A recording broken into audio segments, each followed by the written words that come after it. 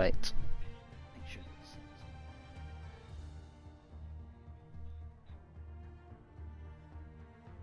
Right. Settings should be all good. We can hear you, Scott, in the background. Yeah. Got the stream up, have you? I've got my audio enabled. It should be there on the stream. I don't have the stream up in the background. Yeah. Yep, you're being picked up fine. You're being picked up fine. All good. Welcome, ladies. Welcome. Yes. Good evening, everyone, and welcome back after the break for the Christmas for RFL round number 22, which brings us to the Belgian Grand Prix at the Spa-Francorchamps circuit. Alongside someone different today, obviously we have Cal is away with I believe on holiday for this week, so he'll be back for next week. But I have a special guest in the commentary box this week, normally driving in the Haas car and been carrying this team for a lot of this season. Welcome, Scott, to the commentary box for the first time this season. It's good to be here. It's different. I haven't done commentary for a while, so it's gonna be interesting. I can't wait for this tonight because it's got all the top guys here as always, so they always fight it out really well and should be really competitive up at the front. There's a lot on the line for a few of these guys, so. Yep. Of course, we have Vapid, who has the chance to seal his championship in the Williams, and we still have the ongoing battle between Alpine and Williams for the constructors, which is still only about a point after the previous race last time out in, I believe it was, what round did we have last time out? We were back in Azerbaijan, I think it was. Yes. Sora won that race, followed by me, and can't remember who was in third. But all Vapid needs to do tonight is score 1 point, I think, and then he's sealed the championship. 3 points. Is it 3 points? I think it's 3 points. I think AZ needs to score. Oh, I think yeah, that's if it's off the of the extra point for fastest lap. So he can clinch this in the sprint if he gets the. Because we don't have one of the quickest drivers here yet. He's currently busy within another league. He'll be joining us for the main feature race if he does manage to get in time, TMS Sora. So this does open the gates for Vapid to be able to get that opportunity right off the bat. Obviously, I think as we go into this round, obviously, just a quick old refresher on the standings. 226 points for Vapid. I believe as I say, you're currently in the fight yourself when you go back to race next week with Angelo, but I believe you've got a big healthy gap between yourself and the Ferrari driver. 190.5 points I believe for you, and 149.5 points for Angelo. So there's a fairly close battle for third place in between Angelo, Tom Gorin, and Angelo and Tom Gorin at the moment. It's only 1.5 points I believe, or 1.5 points. 6.5, 7, somewhere 6.5 and 8.5 points between the two of those drivers for third place. So there's still a battle going on there for third place. But the main one really focusing on is the constructors, obviously. Only about 2 points, 1.5 points is the gap between Williams and Alpine, and obviously Alpine have both of their drivers here tonight, and both their drivers, from what I've heard in practice, have looked good in terms of on the pace. Obviously, we know that Tom Gorin will be starting from the back of the grid due to a qualifying ban for what happened last week, last race in Baku, not last week, before the Christmas break. But while we were waiting, obviously, we know Spa is a very historical track in terms of it's been through several different renditions in terms of what the track has looked like. But what is your sort of personal take on the track from driving it? In terms of driving, I'll be fully honest, I'm not the biggest fan of Spa. The model they have on this game is actually from 2012, so hopefully in the future we can get a more updated version. I guess Codemasters have a bit less of an excuse next year, considering all the big changes they've made to runoffs and stuff in preparation for 2022. It's got lots of difficult corners actually, and it's very, very tricky on the curbs. But it's about bravery. You have to trust that you'll grip on the exit of corners on those tricky curbs, and you don't want to be bottoming out the car on a sausage curb on the exit of a few of those. Yes, I I've think been driving the track, as I say, a little bit myself, and I've been finding that out as of recently. It's Stavilo on the exit of that. You get wide, and it's curtains essentially. But I don't think a lot of these Yes. drivers will have much trouble with that corner. It's actually become rather easy over the past few years. But yeah, we're ready to go here for qualifying. So, Yes, so her drivers will be tackling 20 corners of this Spa-Francorchamps circuit. Obviously, many of these corners have been made legendary over the years for various things that have happened. You've got the exit after La Source, obviously, the infamous 1998 crash, which I believe took out more than half the field in wet conditions. Don't think we'll see quite maybe the same sort of thing happen today, but... And then obviously Eau Rouge and Radion to complex turns of 3, 4 and 5, and then obviously the Kemmel Straight where we had the infamous Here Comes Sebastian Vettel quote, and then to Le Combe 7, 8 and 9, and then Bruxelles 10 and 11, and then put on long sweeping left-hander turn 12, and into Campus 13 and 14 and into 15, which brings us of course where you were talking about into Stavilo and the exit, which you didn't need to be careful of. What I found, there was a few issues with bottoming out on the curbs on the exit of Stavilo going through there, so on down towards Blanchimont, obviously very fast final sector, but this track does require you to have a fair bit of straight line speed, but you do also need to have a little bit of, let's just say, a little bit of downforce as well. So do you reckon some of the drivers here will maybe have to do a little bit of compromising to make sure that they have a good mix of grip and straight line speed? well, the thing is with this league is that the qualifying and the sprint session are separate to the main race, so they'll be having different strategies in those two. I'd probably say they're going to be running a bit more downforce actually in qualifying as opposed to in the race, because when you're in that race, as long as you're out in front or you're beating the guy that you need to be ahead of, it's so much more difficult to get past. I found out that the hard way in another league at this circuit when I was racing against Vapid.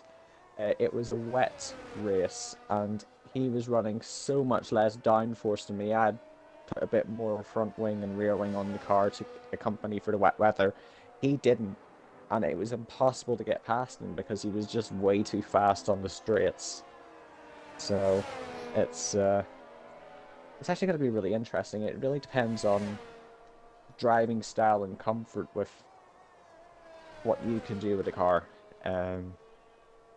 We'll see. Indeed, yes, it is very much going to, you'll see the different driving styles. We're currently on board with Kozlezko, who's going to be our first driver to set a time. A driver I have not seen race for a while in this league. I believe the last time he raced in this league was back in Silverstone. Quite a few rounds back now, so it'll be he said, obviously, believe it is only a once-off appearance for Kozlezko because he will be going elsewhere after this race. But take us through a lap of this Belgian Grand Prix, Scott. So he's exiting the final corner. It's going to be very difficult on the traction. You want to be short shifting all the way up. DRS enabled, turn 1. We're going to be braking really late. It's not really as important to hit that apex. It's more about the speed you carry on the exit and getting on the traction very quickly. After Eau Rouge, nowadays this corner is actually very easy. Nice and flat up the hill. As long as you don't get the line run through here, you'll be all good. And then down the Kemmel Straight, DRS enabled. You want to be getting on that button as soon as you can because it will be crucial. And the amount of straight line speed here can be crucial to your lap. And heavy braking through here into Le Combe, and it's very difficult on the track, so you need to be super careful. And then down through the hairpin where Lewis Hamilton, I think, had an issue in 2010. I don't know of any other instances that happened at that corner. The left-hand rear going very slightly off the throttle, downhill towards Kuon. Just a little bit of a downshift, using that inside curve and then rounding out a bit wide. And then it's flat out towards the chicane, 50-meter board you're braking in, and then you're going all the way to the right. He hasn't quite got the apex there, and on that left-hand side, the curve is super difficult. And then through Stabilo, it's quite slow on the entry, but then you're just flat to the floor on the exit, and then you're flying down towards Blanchemont. You're fully flat all the way until you reach the final chicane, the bus stop, the new bus stop, which isn't really the bus stop, but they call it the bus stop. It's actually surprisingly late. You're going on the brakes here. You want to tuck it in so that you can maximize that exit, and then DRS again as you cross the line. Because Leslie here is going to set a 144.4. That's a very good lap. Wasn't expecting that from him, but hey, I haven't seen much of his driving, so it's going to be interesting to see what he can offer in this race. Button's half a second off. So, yep, we'll see what happens with them two. Indeed. As I say, good initial banker lap, I believe. Do we think that we'll see potentially some people go into the 143s potentially? Oh, definitely. McLaren, I think he's run out of fuel. Yeah, I think he's probably just fueled up for just the one lap. I would maybe think then, because it's a very long lap around here. I mean, I believe it's the longest lap on the F1 calendar, if I'm correct on that front. Oh yes, by far.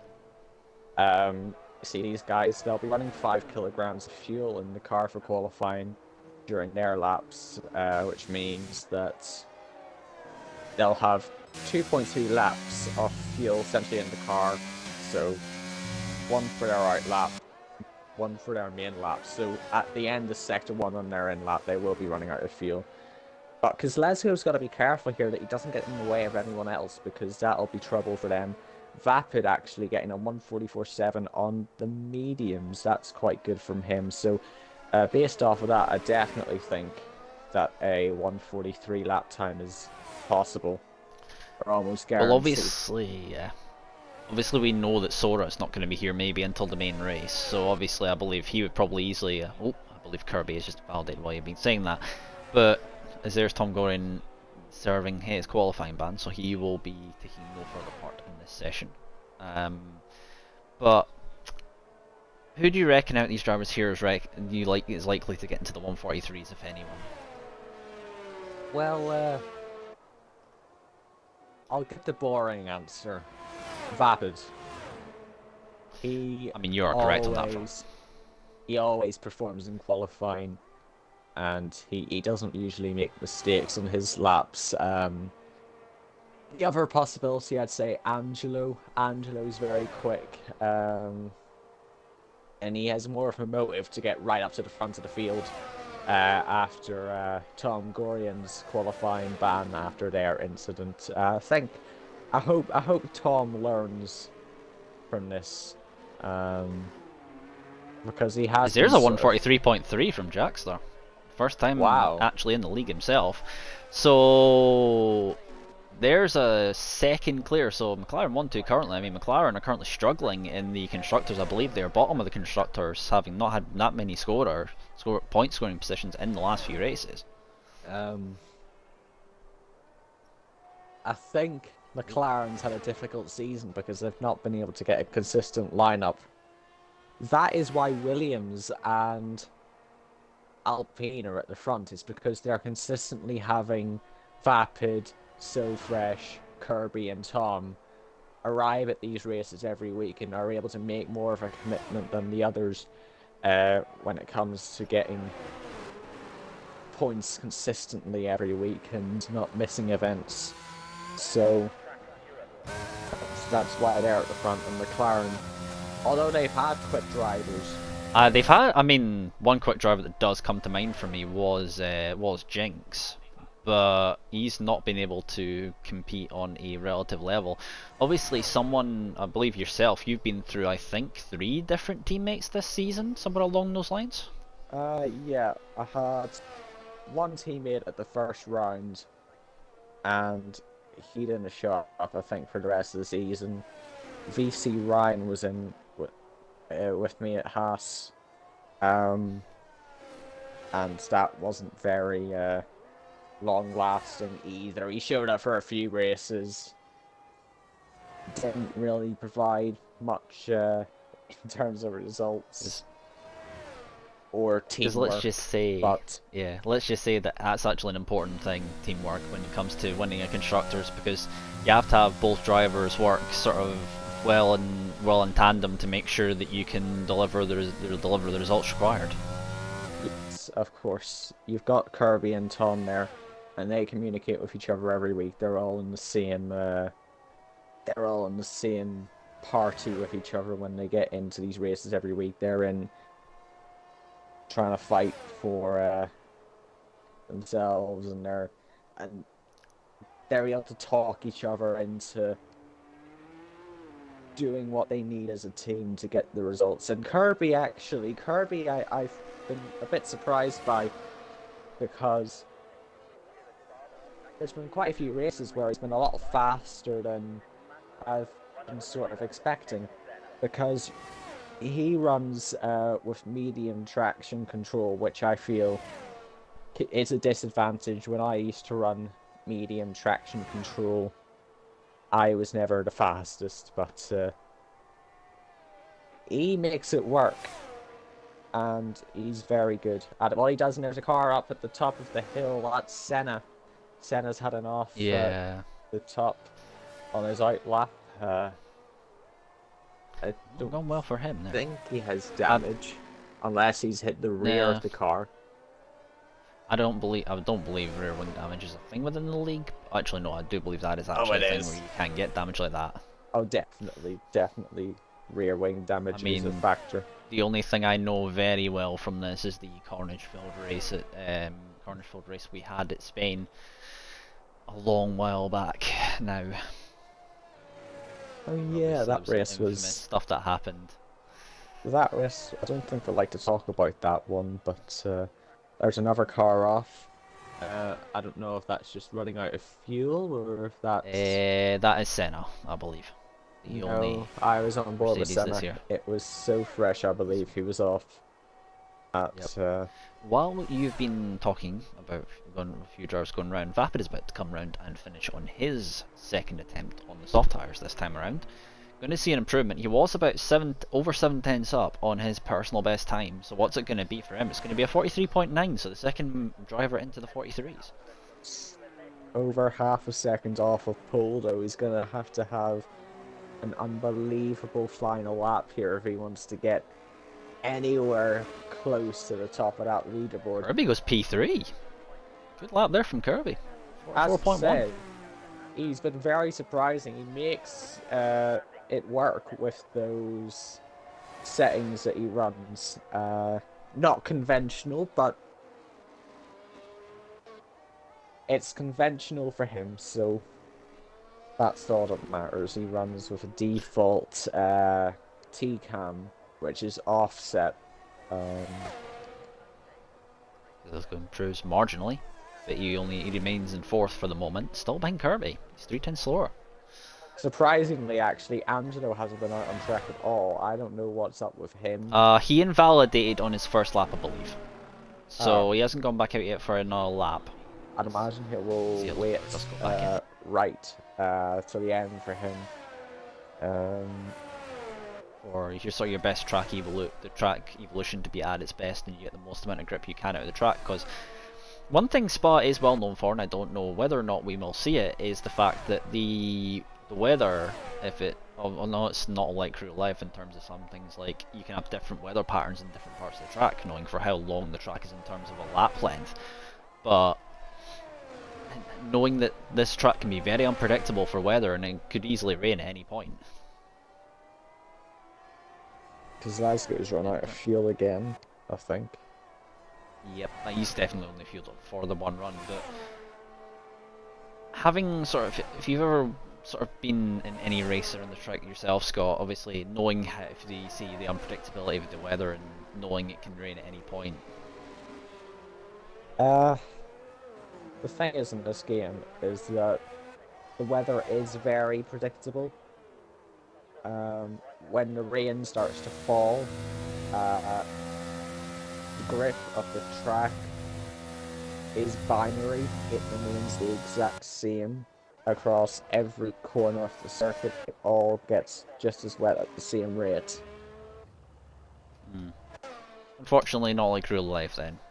I would have thought Unfortunately, not something like like the that. games of 10 years ago that Codemasters used to make, where they'd actually have a realistic sort of weather system. So again, there's so much that Codemasters can do to improve this game, so that we can have better racing, especially in mixed conditions, because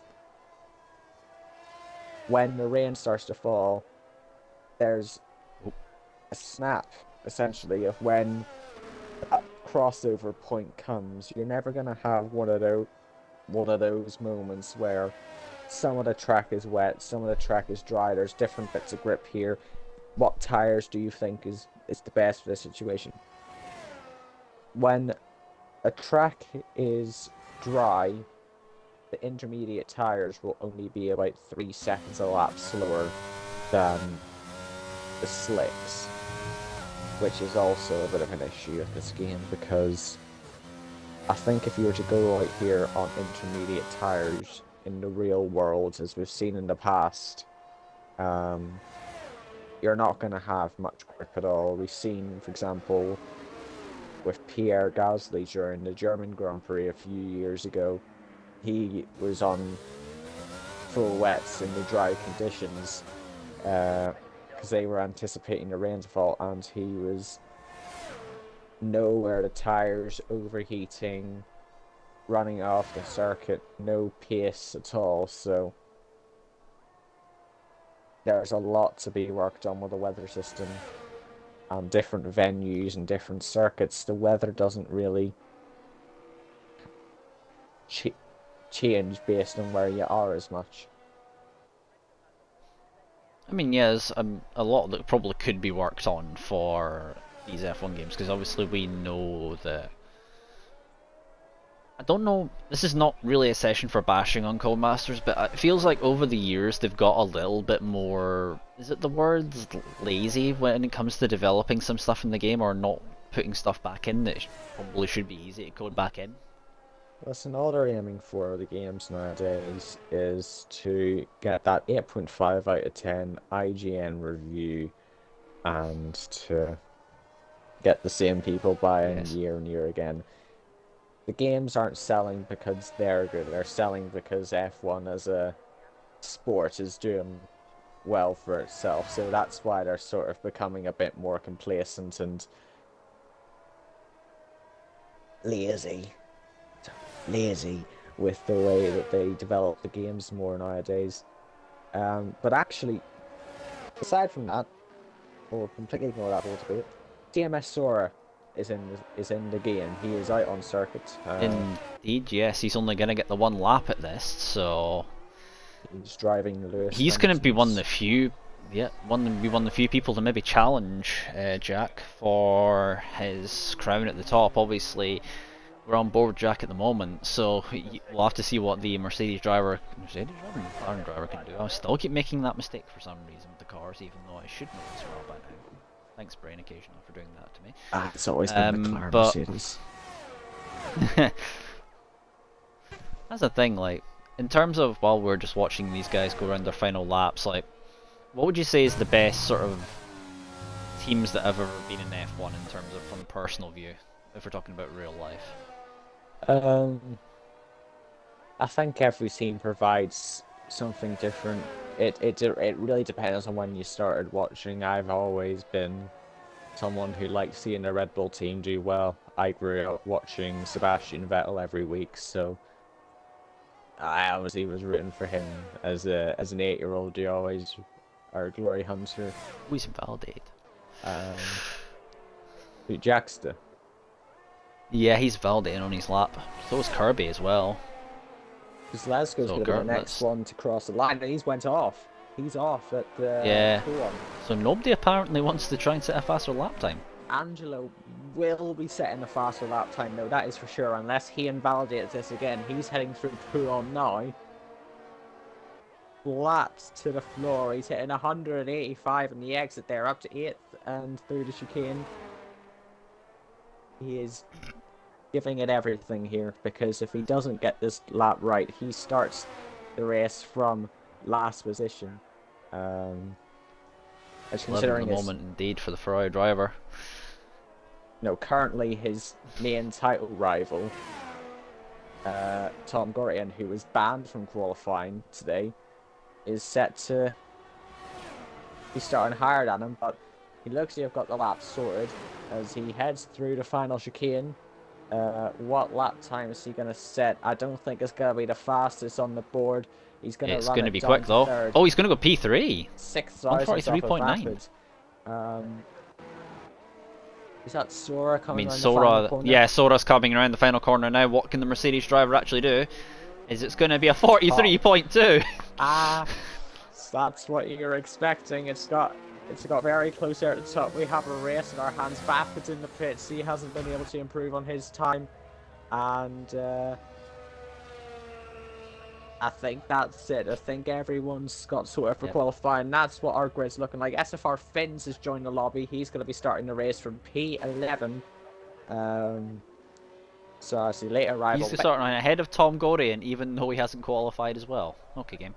That makes absolutely no sense. As Senna crawls across the line, probably having run out of fuel. So that is your grid all sorted. We will definitely have we're gonna definitely have a race at the front, because Jack, I think, is gonna give Sora a run for his money. Yeah, it's gonna be a battle of the slipstream. I know for a fact I've raced Sora plenty of times, because you sort of have to. I raced with him with that mentality of, right, he's faster than me, so I need to think creatively on how to beat this guy. I nearly got him at Baku.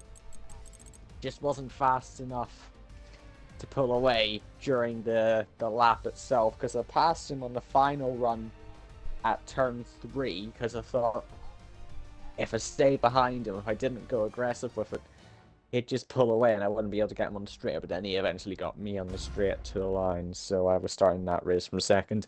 However, it's a lot different this time, because he has someone on his level right there alongside him on the grid.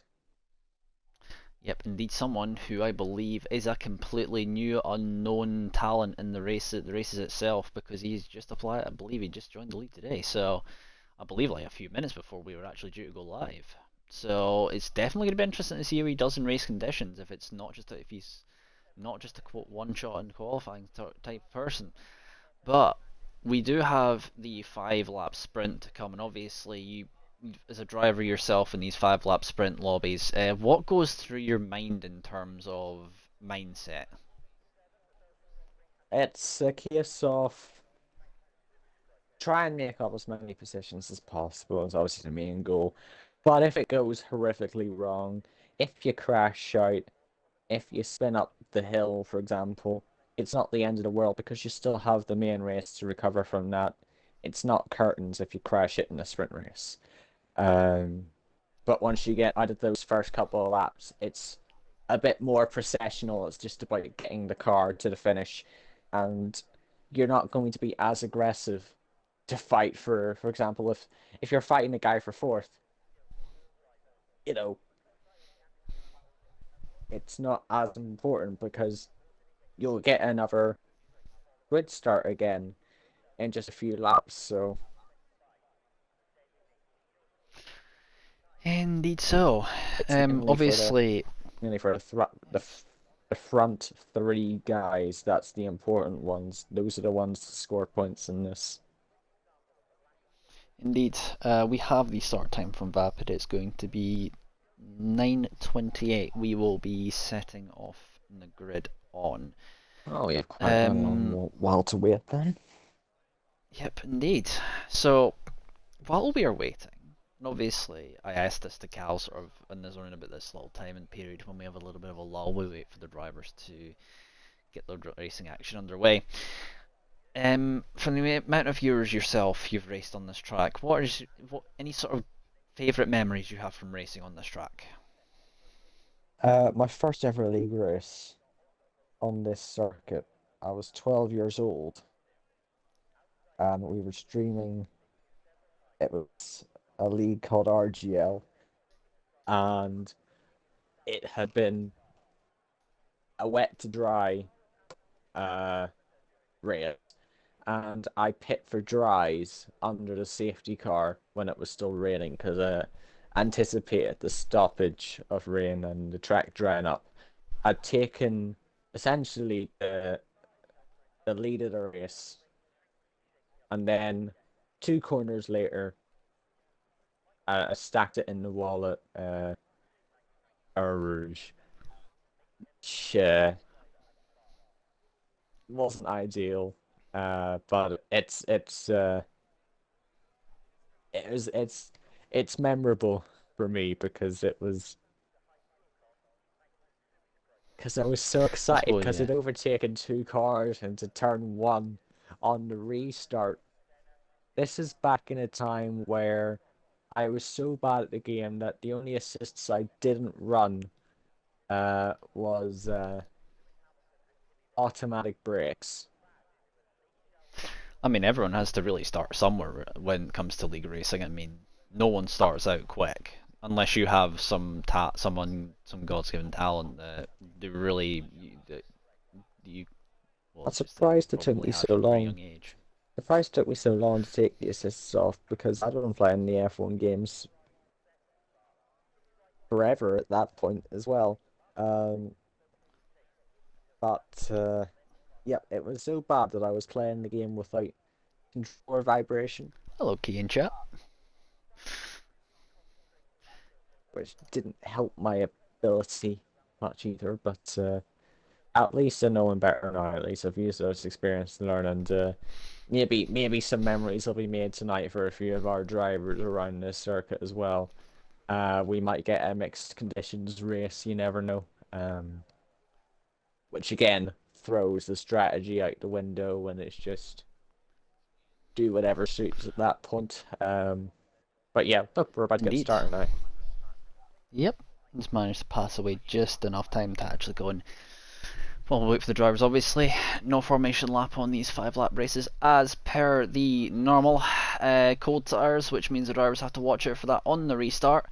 It'll be interesting to see how this all goes. I mean, it's going to be interesting to see how Tom Gorin does from the back of the grid with this 5-lap race to actually set himself up for the main race. But it's also going to be crucial for Vapid to get as many points as possible out of this. The sprint race, they see if he can get into the top 3 as we will have the lights for the sprint race. The 5 red lights are on. And it will be lights out and away we go for the 5-lapper sprint race. And Sora's got a good start here alongside Jack. I think Jack has held position since second place. He indeed has. There's been a little bit of contact, I believe, from someone. There's been a huge amount of contact. I think he's been collected at the front by... Ice reset, I think spins reset. Oh, that's going to be a penalty for you there, Finns. On that front, as So Fresh has got himself up to P3. Angelo's out very wide. Oh my word, how has he not collected the wall there? So Fresh is somehow up to P3, and all of that melee of chaos. Tom Gorin's trying to go for a move. He's up to P4 from what has been P11, I believe it was in the grid. As he's trying to go up the inside, as he's spun. So that's the Alpine round. That's such a shame. Tom Gorin, he had such an amazing start. Oh, that was close. The ghosting system nearly completely caught out. I believe that was either Finns, I believe, that he nearly made contact with. We've got someone off at the back again. I think that is Mercedes at the back of the field. I believe that's Senna, who's had a little bit of a moment. Kirby, well, meanwhile, we're watching, is currently trying to get himself as close as possible to the back of Angelo in the Ferrari. Obviously, the main Ferrari that has been here most of the season, carrying that team for the most part in the season. He does have Vapid and then Button following closely in behind, but Angelo looks like he's got So Fresh is currently creating a little bit of a bottleneck here in between himself and Kozlesko. Kozlesko currently behind 1.8 seconds behind Sora. Sora currently leads to this 5-lap race as we head through the final sequence of corners towards Blanchimont. Well, it was TM Kirby who passed Vapid Hoot into Lecom. And Angelo's going to go side by side. Sorry to interrupt you. I thought he was going to try and go past into the bus stop. He has not managed to make the move stick though. XCR buttons now. Vapid's into the pits. Vapid's got damage from somewhere.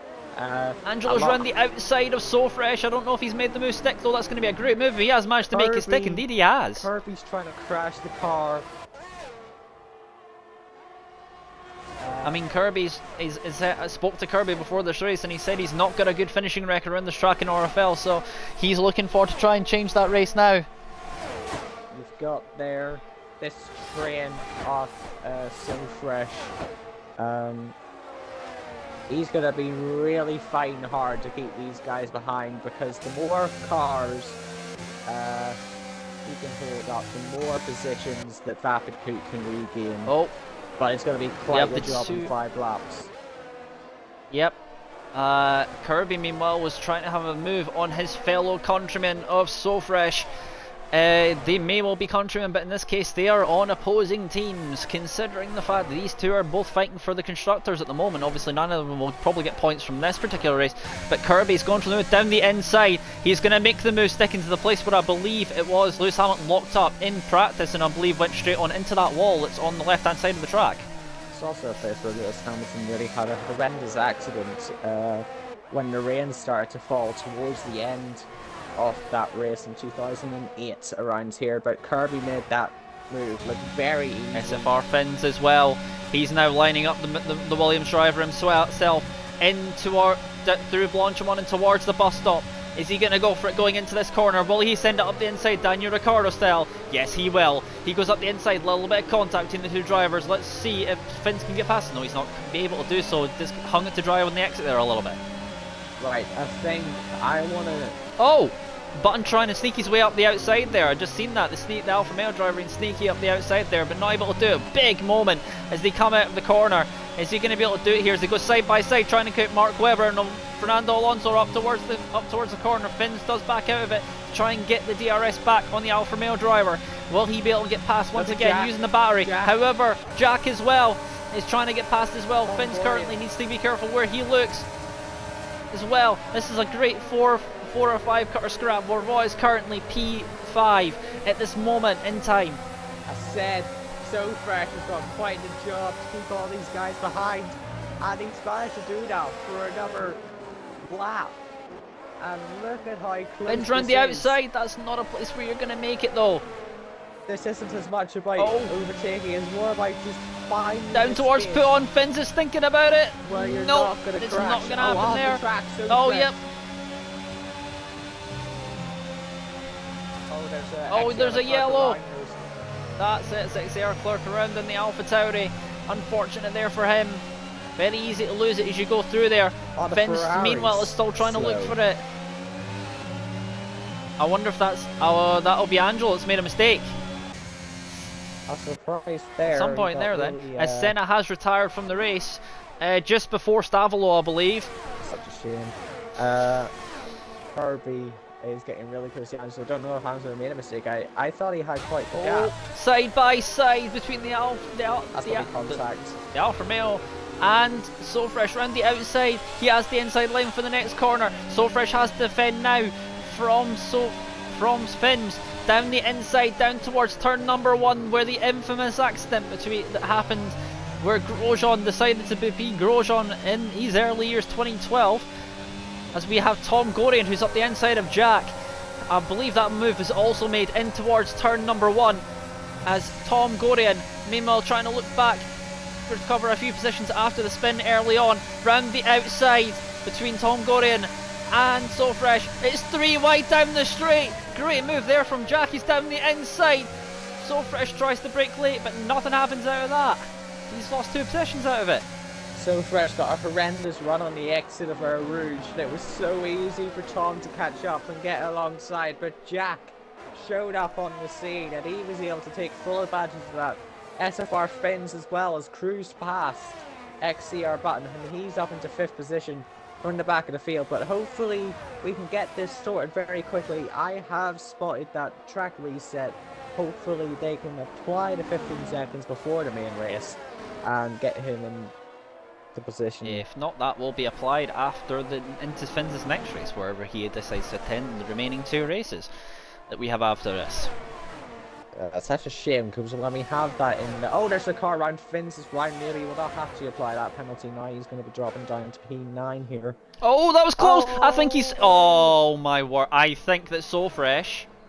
I think that Finn's has rejoined dangerously, and So Fresh was caught out massively by it, and as he spun himself round the wall, the Williams driver is not going to be happy with that particular move there, as I believe that's going to be Finn's into the pit lane there, as Leclerc's now picked up a time penalty himself, as Finn's has retired from the session. I believe there will be some repercussions from that one. However, to note as well, did not see it happen, but Angelo has lost the position to Kirby at some point in that. Could that have been deliberate from Angelo so that he can get the DRS up towards It's the final lap of the Grand Prix though, he's not going to have many opportunities left to actually get this done. He'll have down to this where he's able to DRS early. He's going to wait for it and go again, but there's yellow flags at sector 1. That is just for Finn's. That'll be for Finn's car coming back out the pits again, because this game is very stupid in that way. And Jack, surprisingly, is holding up these guys behind. You were expecting with his qualifying pace that he would be right up at the front and way quicker than the rest of these guys. Meanwhile, right behind it. The thing is, there's a big. The thing is, I tend to find that you've got to have both a good balance of qualifying and race pace as well to balance up both. Because if you don't, if you have too much of one or the other, then it doesn't really work out. Well, we'll see what happens here. I don't think Meanwhile, Angelo's going to catch... oh, Angelo's really slow. Oh, he's let Jack Angelo, yeah, I don't know what's happened there.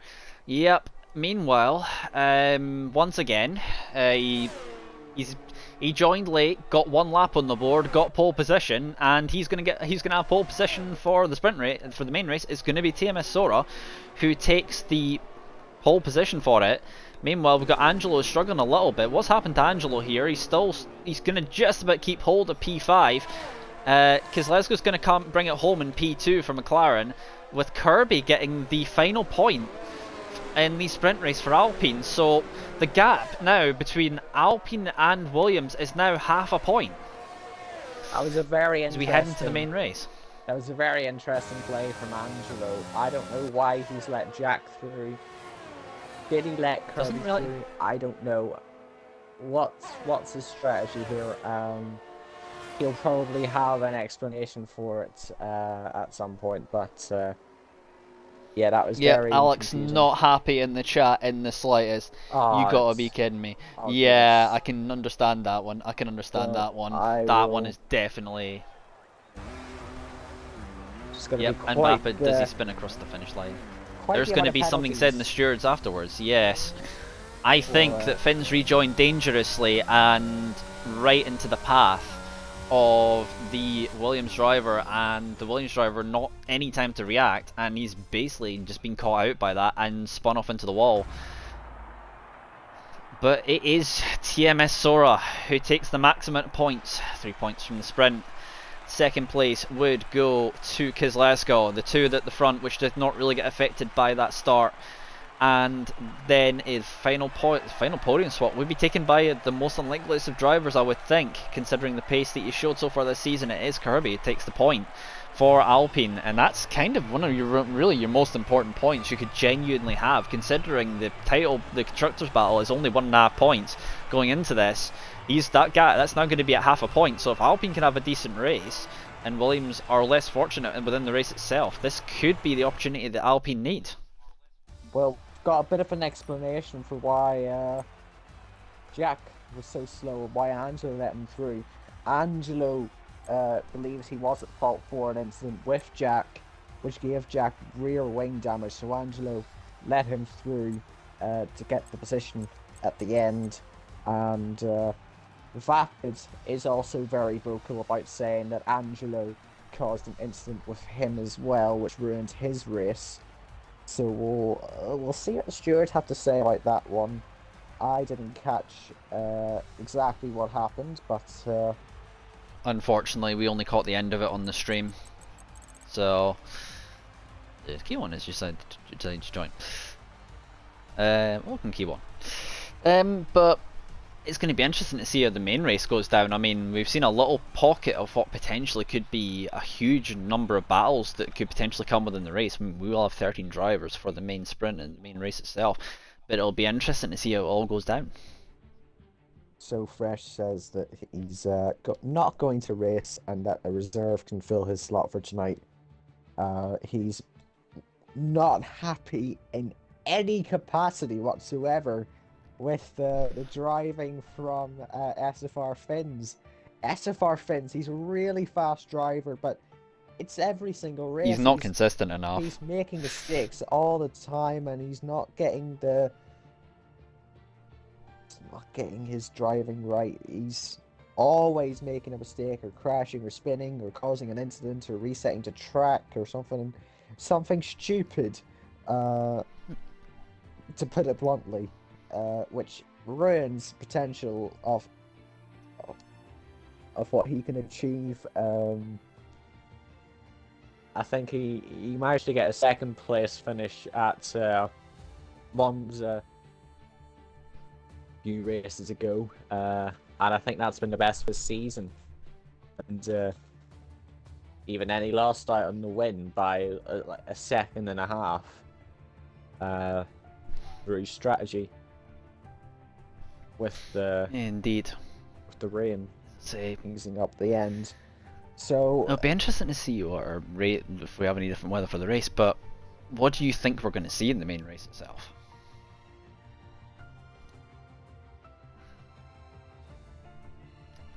What do you reckon on that front? Because I think we're going to have.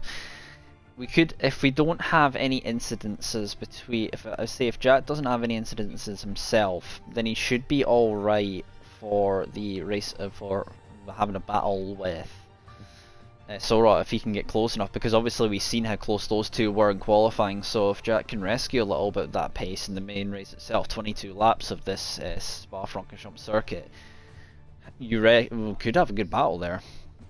It's going to be a very interesting. Should be a battle.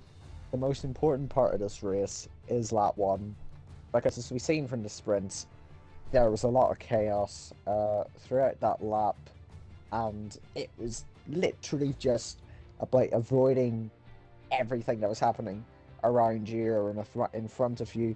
That's why Tom Gorian managed to jump all the way up into 4th position, and then unfortunately he spun round just a couple of corners later, then drops all the way back down again. And that's how you end up with a guy like So Fresh, who hasn't been on the pace all weekend, and he shows up and he's able to put himself into P3. Very, very bad incident there at the end when he flew off into the wall. I didn't really catch exactly what had happened. The only thing I saw is the car absolutely shooting off into the right like a bullet, and it was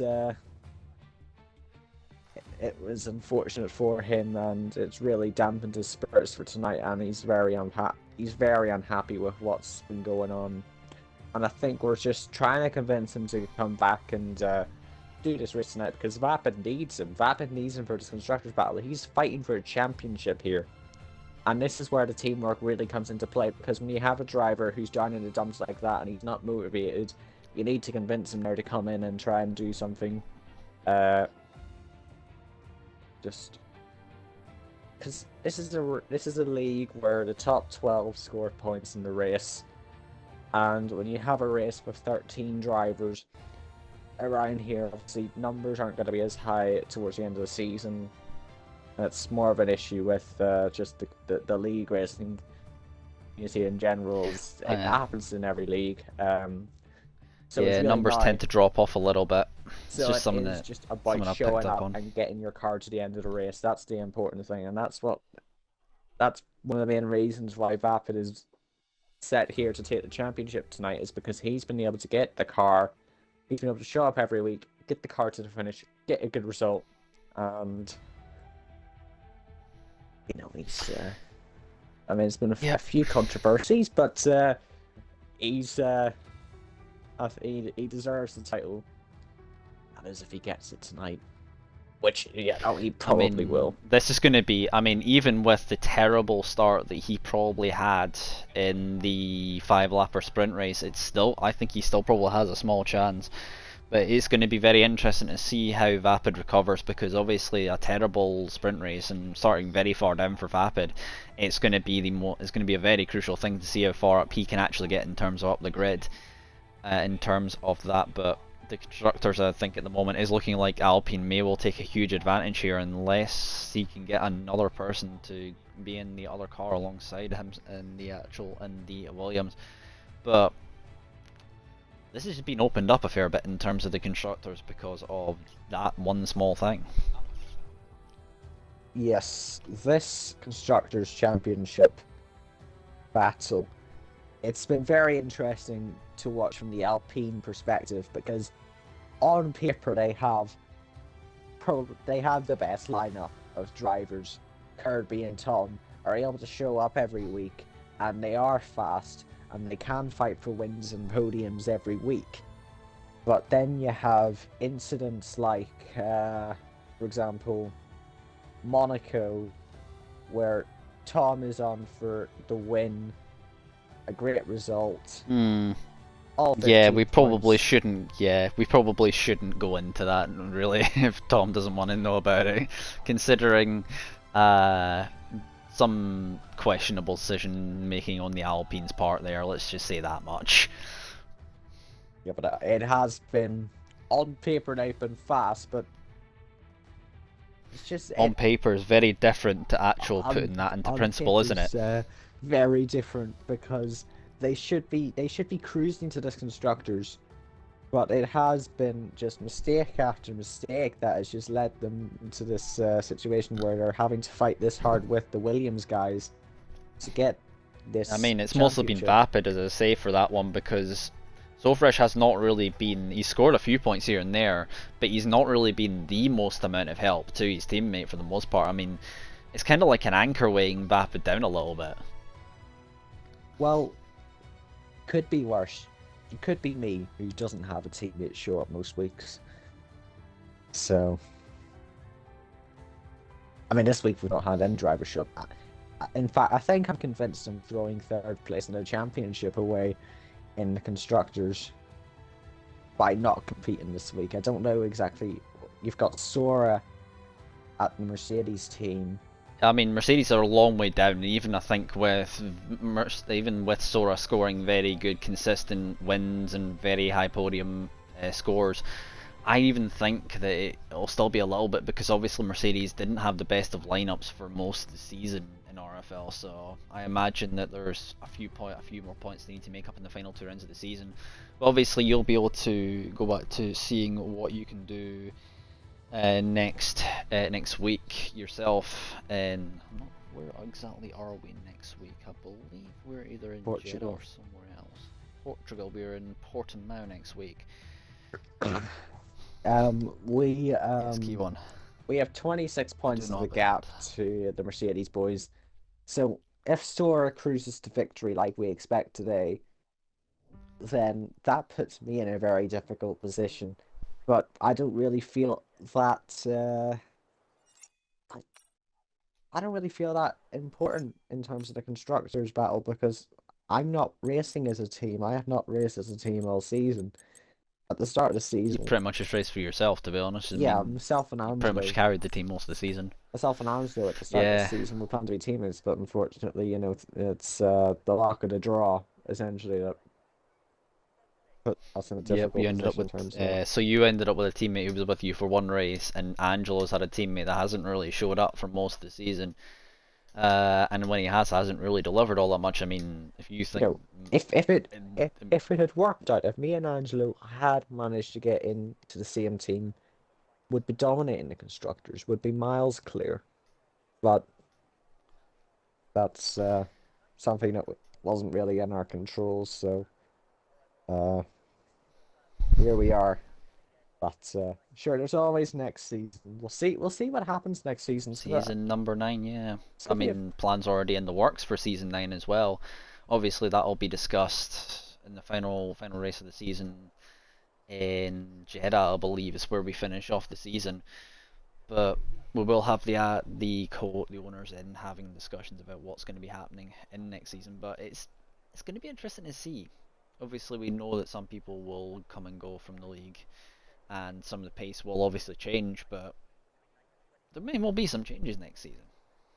I suspect that next season they'll want to take a more relaxed approach in terms of,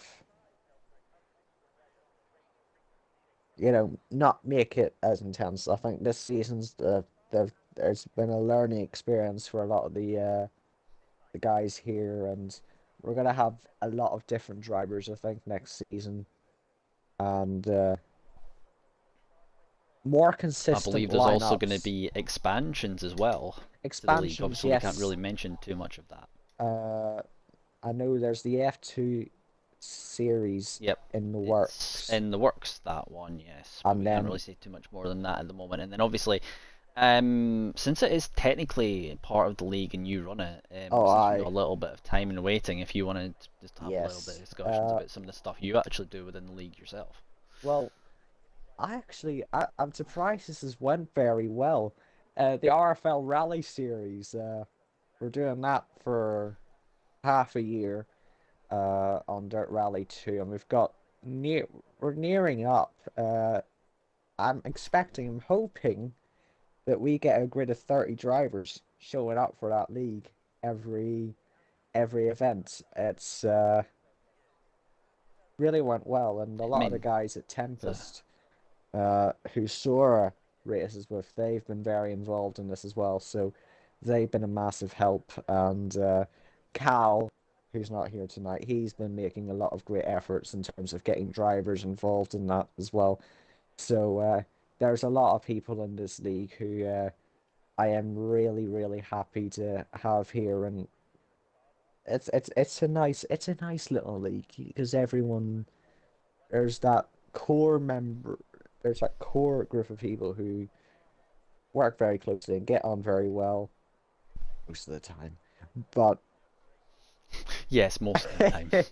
We won't go obviously into there'll what the be a parties few are like outside of on this. track incidents, of course, but that's racing. Everyone gets over it at the end of the day. But speaking of racing, let's focus on this race. It's only a few minutes away. Indeed, I believe Vapid has not given me a start time yet, so I don't know when we're starting on this. Just whenever Vapid If he's feels still in like the it. stream. Sometimes. Yeah, I think that pretty much sometimes comes to it. I mean, he is in the stream. So if he wishes to actually say anything at some point about Hello, Vapid. when we are starting, but so your strategies for a trial of this, it's a very easy one stop. Yeah, You that's mode the thing. structurally on this game, so you've either got it's mediums or hard medium. I see a few people in the hards as we are actually just readied up, so that means that Yes. answers my question of when we're going. See, because that's another thing, right? With the leagues this year, uh, one-stop strategies have just been the key. It's always a one-stop, unless Unless you have changeable safety conditions or cars or some way or another. rain or something like that happens. Um, and that's why I see a lot more need now for different race lengths to be introduced. So if you want two-thirds race distance or something like that in a league, that option could become a lot more available, and more people would want to run that, I reckon, than a 45-minute race. Indeed, I mean, old F1 games, just a little bit off topic from the race, just a little bit. While the cars in the outlaps.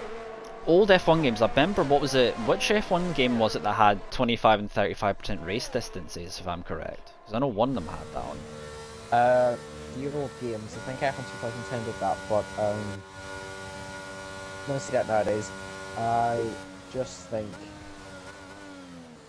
you have games nowadays, you can have multipliers, so time multipliers, tire multipliers, track wear multipliers, just anything like that. A more advanced system, so there's a lot more freedom. So if you want a 45-minute race, but you can increase the level of tire wear, for example. Indeed, yeah, I believe games like Gran Turismo and stuff will do that, and maybe Forza, but it would maybe take a game or so, maybe a new engine potentially with Codemasters to maybe be able to do that sort of thing. I wonder, maybe depends on how much they don't want to break something, because we know what happens is Codemasters fix one thing, but then a lot of other things get broken in the process. It's happened with a lot of the updates on this game. As we're just watching, I believe we're just on board still with Sora, who's coming around to finish his outlap. He's one of the few cars in the hard tires, by the way, and he's just doing a little bit of he's just digging a few sand castles out there between the just after Stavelot. As he's just gone through there, so that will not help the entire temperature. Sorry, Sora, I did catch that on camera on the actual stream. But there's only 3 people on the hards though to note. You've got Sora on pole, Jackster in 4th, and Finn's in 10th. Everyone else is on the mediums. Well, that's the thing, right?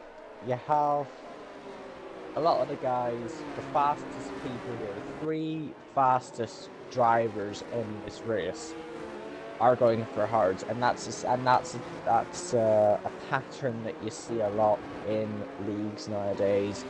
All the fastest people are a lot more confident running the long first, and I always run the medium stint first because it gives you a lot more options. So if a safety car comes out in the first, say, 8-9 laps of the race, which is very likely. What on earth? Graphics good. Yep, I think we're good. The lights are on for the 22 laps of Spa here for RFL. The main race is underway. I expect Kizlezgo to get a better start here. However, I believe Kirby in P3 has got a very decent launch here, but he's been demoted down to 4th. As he's back up to 3rd again. He's looking at trying to get himself a better run as we come out of here. The Alpine driver keeping himself ahead of Jackster at the moment. I believe obviously tire temp is going to be important to get those tires up to temperature as quickly as possible for the McLaren driver, currently in 4th position. Kirby in 4th, or 3rd rather, with Jackster trying to come back at him for what is P3 at the moment. The Alpine, the highest running Alpine. Jack coming back up the inside. The McLaren driver quickly dispatching of the Alpine. He's back up into the 3rd place spot. We've got Finns and Button at the back as well. Looks like Finns has still kept himself in 2nd place. Kizlezgo is now going to try and potentially going to be side by side with his own teammate there, but nothing does happen of that. The gap's about a second to Sora already. Sora's already checking out of this race.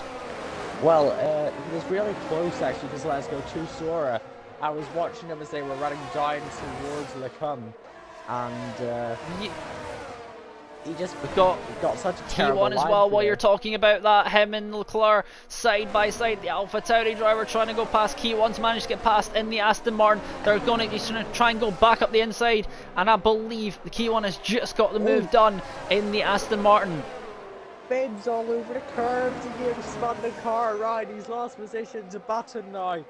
But that was really close, going all at it. But now you can see Kizlezgo has that train, 1.7 seconds to Sora, and he's going to be under pressure. His teammate's going to get past him, and who else is going to be fighting side by side into this chicane? The 2 McLarens swap positions at the front. It looks like we still have Finn side by side. He's up the inside, but he's missed his braking point as he tries to get through. He's lost positions yet again, as it looks like Kizlezgo is still quite close to his teammate. There's contact. The Red Bull driver is rounding down to last place. He's been all over the place in this opening lap, and it's just not worked out for him. And we're gonna see this in the next few laps. He's gonna really close down that gap to the guys ahead, and he's gonna have to fight past them all over again. But you can see on the exit of turn 1, he's all over the place. He has absolutely no rear grip in that car. Meanwhile, while you're saying that, Kirby's getting him, seeing him close. He can get to the back of Kizlezgo for what is P3 at the moment. Jackster's got himself up to P2. Now, can he make the difference on Sora? The gap is 2.2 seconds at the front, with Kizlezgo just hanging on to the coattails. But we do have a good battle here for what is P3 at the moment. Kizlezgo currently in the lead of that one, with Jack just ahead of him, but Kizlezgo's dropped out of a second, so not ideal for the 2nd McLaren driver. Kirby keeping himself close with Angelo's not too far behind. Tom Gorey in the 2nd Alpine has got Vapid for company just behind him. Vapid at the moment is in good position for the championship, just needs to keep hold of these positions. But I think Tom Gorin is soon going to have a go potentially at Angelissimo here in the Ferrari. The Ferrari driver, obviously a bit of a shaky 5-lapper sprint race. But we're going to see, because this is going to get very close here, and I think DRS trains definitely are going to be a thing once DRS gets enabled next lap around. Well, I imagine also an incident in the background, Senna and Button getting involved, father and son duo. Yep, no, because Button has indeed spun from the looks of it. It's not going to be a good evening for them, but you can see now Kirby's going to have the DRS. Kezlezko is struggling. I'm surprised. Kirby, he could go for it. He had such. Yep, sorry, carry on, Karen. He had such great speed on that opening lap. Sorry, in the sprint race. On the opening lap, he got really close to Sora, but it just completely collapsed down the order in terms of his pace. Oh, Kirby spun it right. He's gonna hit the wall. Oh no! Oh, we survived. I'm amazed he's not. If he's got away without that, no, he's got damage. I'm amazed he's only got light damage from that. And that's devastating, but Angelo's now going to get because let's go around the outside of Le Comedy. They're side by side still though. He's going to have to go all the way around the outside. Can he do the job? The Ferrari driver, he has it done. Can Tom Gorian, now the leading Alpine, round the outside into No Name. Can he make it stick? Yes, he can. No name, that was no nonsense driving from Tom Gorian. He was all over the side of that McLaren as soon as Angelo had went for the race. Kezlezko's about to lose another position, is here as well to Vapid into the next corner. Back Kezlezko having to defend the inside line. Round the outside is Vapid.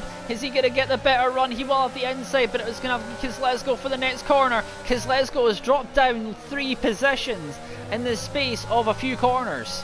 It was all down in that chicane. Angelo getting right around the outside, and after that, dropping down the order, Tom Gorian looks at the gap, goes for it, makes it work, and then he just has no speed at all, and it's just the domino effect. You get passed by one.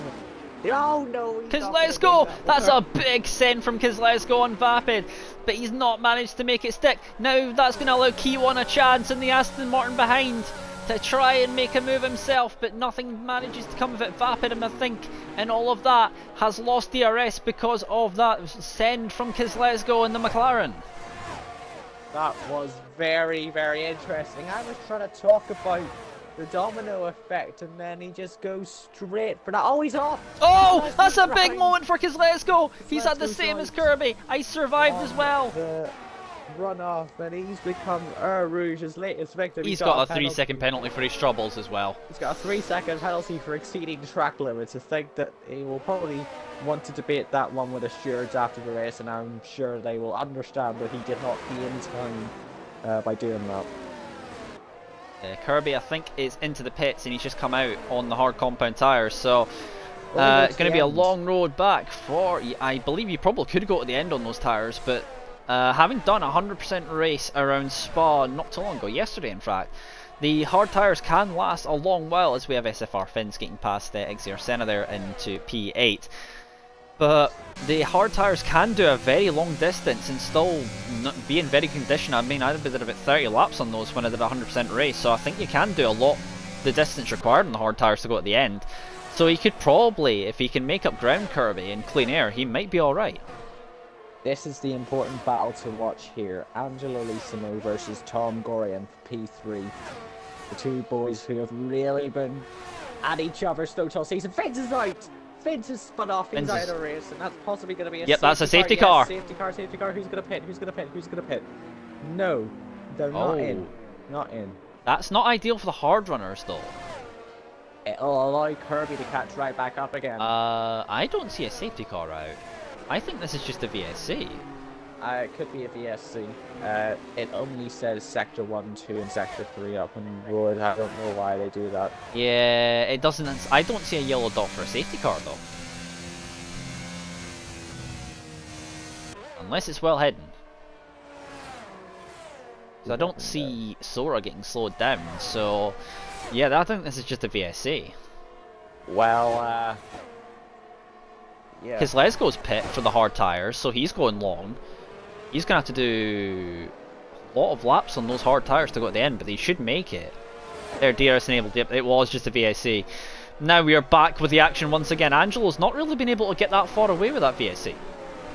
Well, the BFC usually gives you a bit of field spread, but it is about where you are in the circuit and when you start to push, or how you use that delta and how the gap actually forms. It's a very confusing system.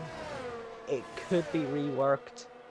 I think if there was a 5, 4, 3, 2, 1 countdown to green, it would probably give a bit less confusion with the drivers on when to start actually pushing once the delta disappears.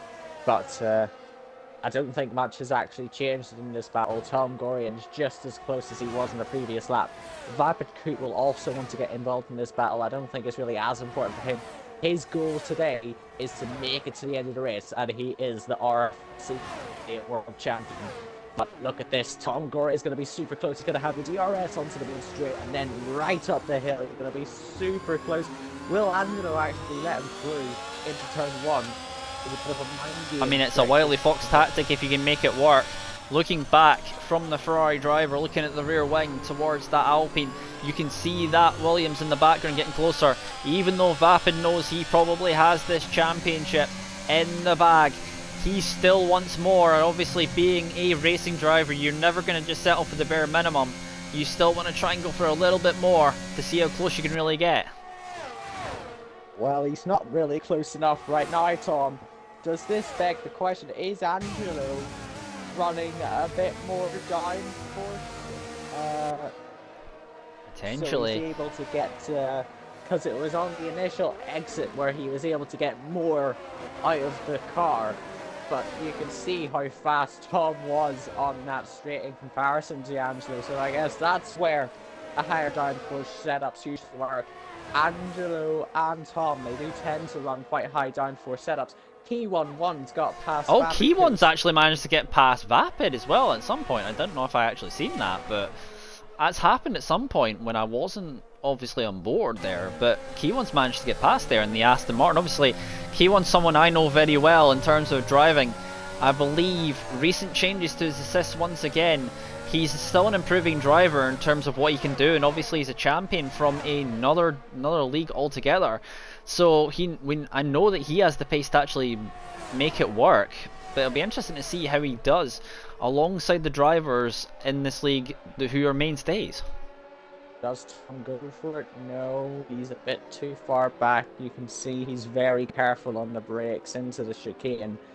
Now, I'll tell you for a fact, Key11 is one of those drivers who I haven't really worked out yet. You see, because I take a look at guys like Angelo, Tom, Vapid, and I know how those guys race.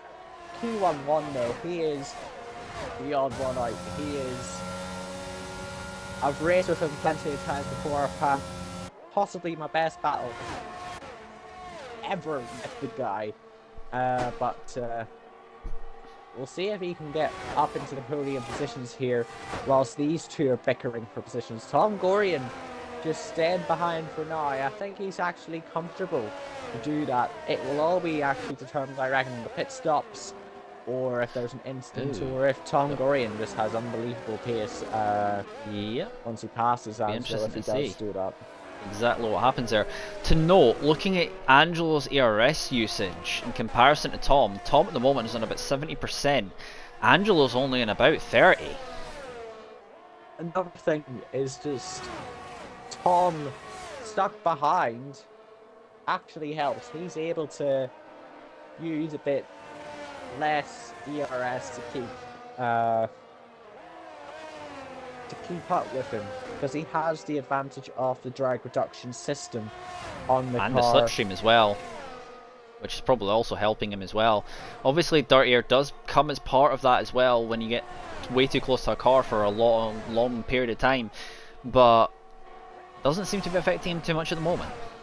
The only times I really start to notice dirty air is when I'm currently spinning off the circuit into a wall. But apart from that, dirty air, I don't really see much of an effect off it. Corner exits though is quite obvious when the car ahead of you is just able to get in the car a bit earlier, so you can see there just how much Amsterdam's able to pull away. He's got a 10.5, 2 tenths.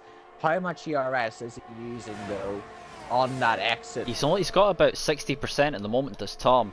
Angelo is only on about 24-25%, and he's having to use a lot just to keep himself ahead. However, look at Kiwon.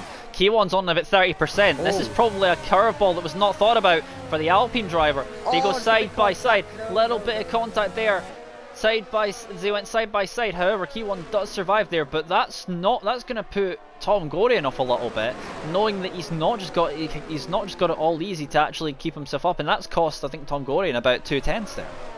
One thing I know that Kiwon likes to do is to try and avoid the DRS trend. No one wants to be stuck in one of those, and he is always one of those to try and step out of line and go for a big dive, to maybe spread it out a little, try and get a bit of an advantage. That hasn't worked out all the time, but this time he might try something a bit more successful. Going through the Lecombe chicane. He's lost a lot of time there going through. Yeah, Vapid's very close and potentially could make a move here if he really wants to towards Blanchimont. Wonder if the Williams driver will do that, or if he'll probably sit behind a little bit and wait. No, he's choosing to sit behind just now, but Vapid's on about 40% ERS. I believe Tom is still good at the moment. Yeah, he's still on about 64%. He's still probably got the most amount in this group. Will Tom Gorian though?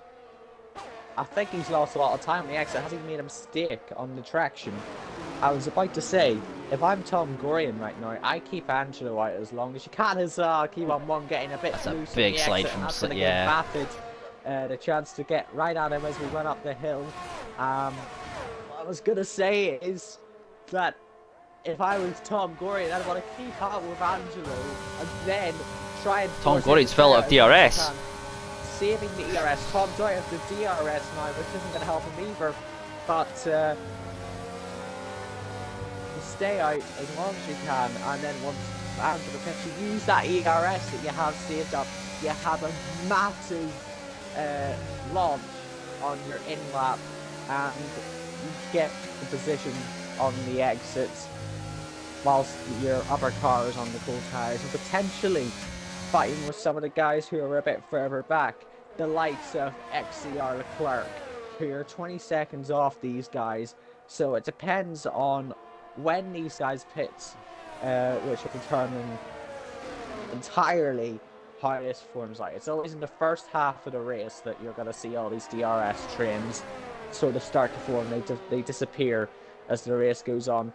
At the front, though, there's not much going on. You've got TMS Sora, 3.5 seconds up on Jackster, yeah, and then 5.5 seconds further back to Angelo. So, what is Angelo's strategy here? What would you do right now if you were Angelo?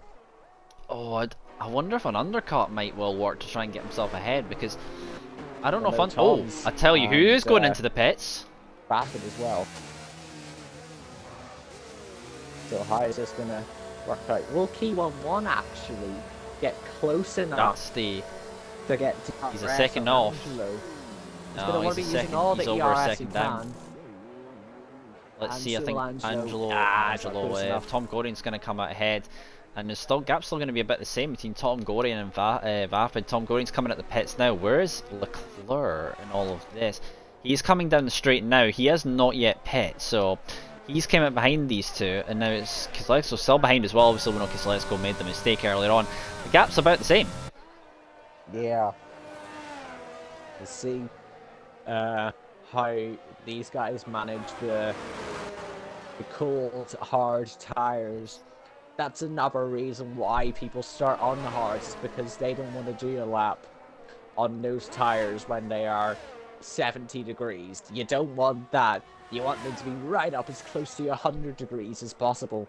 So you'll have absolutely zero grip on that opening lap. But luckily, around Spa, it's the longest lap of the season. So you'll have all that more time to get the tires up to temperature before the guys ahead of you pit. So an undercut is a lot more viable at this circuit than it is at, say, even the likes of Baku or Monza.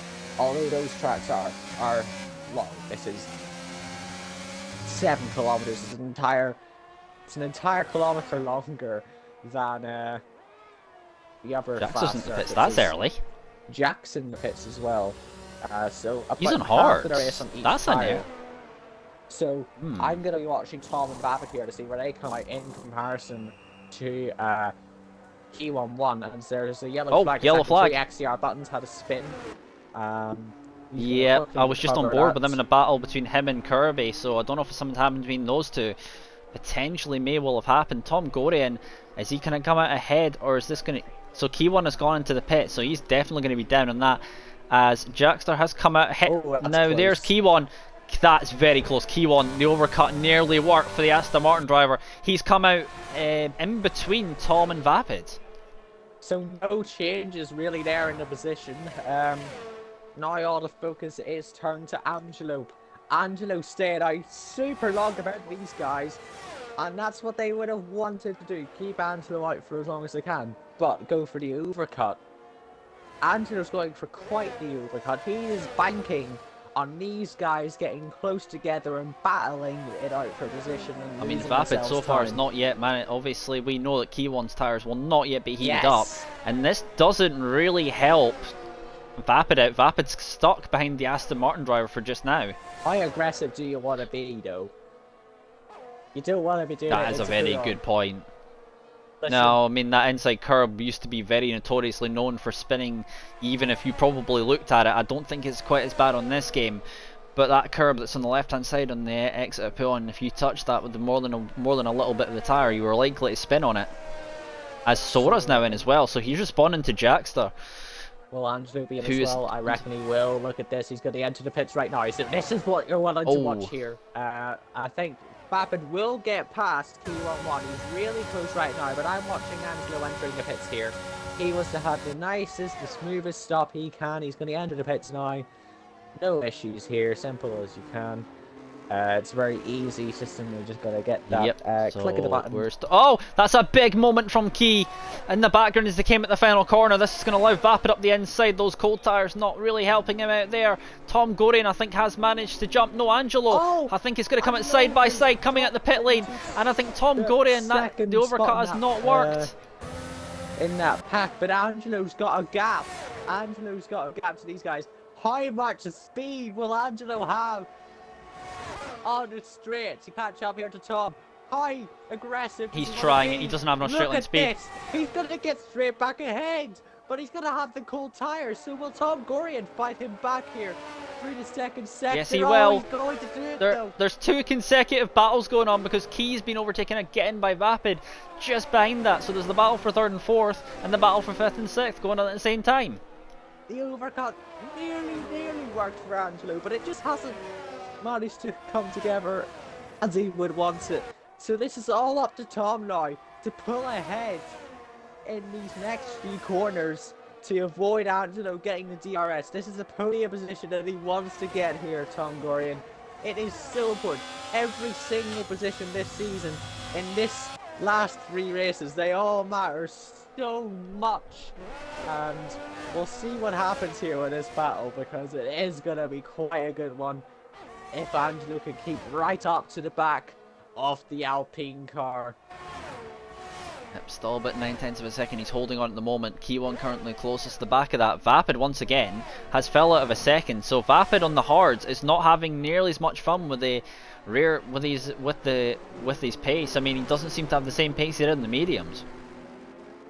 Yeah, but with Vapid it's more about keeping the car on the road, because right now, as it stands, he is champion.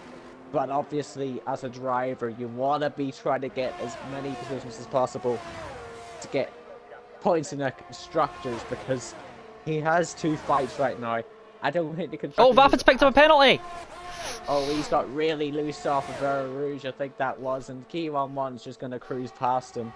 So a 3-second penalty, I don't think that's going to have much of an impact if he just stays in P6 right now, because he's 15.6 seconds ahead of Kozlezko, as XCR Senna gets another penalty as well. So yeah, I believe he's on 6 seconds now. That's another thing with Vapid. Key1 now has to get himself within a second of Angelo in front. Carry on, sorry.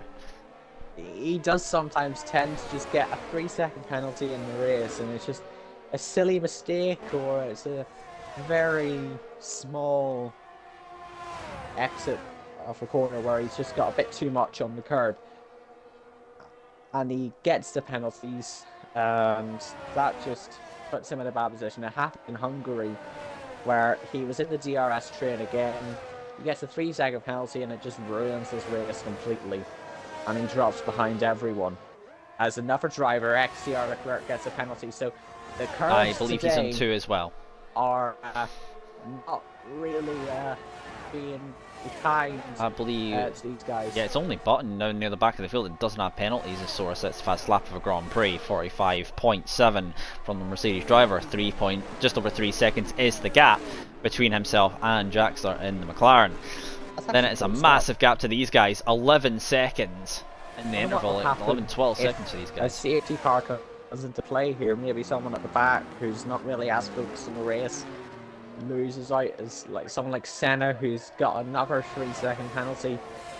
You know, yeah, you never know. Angelo, I think, is going to have another go here. If he has anything in ERS range left, can he go for it? He's going to get close. It's Tom Gorey, and he's probably going to have to go a little bit defensive here. Look at the speed Angelo has down the straight.